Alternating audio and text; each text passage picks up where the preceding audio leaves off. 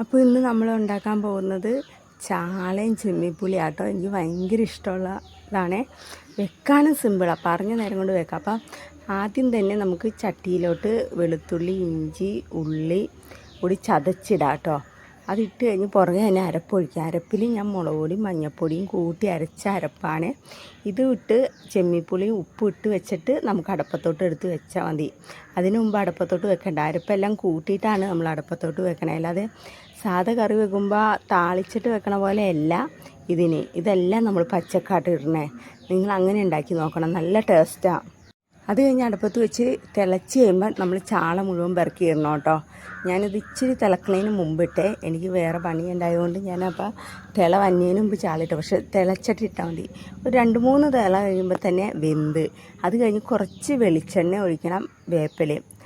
വേറെ ഒന്നും ചെയ്യണ്ട. കടുക് പൊട്ടിക്കണമെന്ന് ഇഷ്ടമുള്ളവർക്ക് അങ്ങനെ കടുകും ഉള്ളിയും കൂടി മൂപ്പിച്ചിടാം.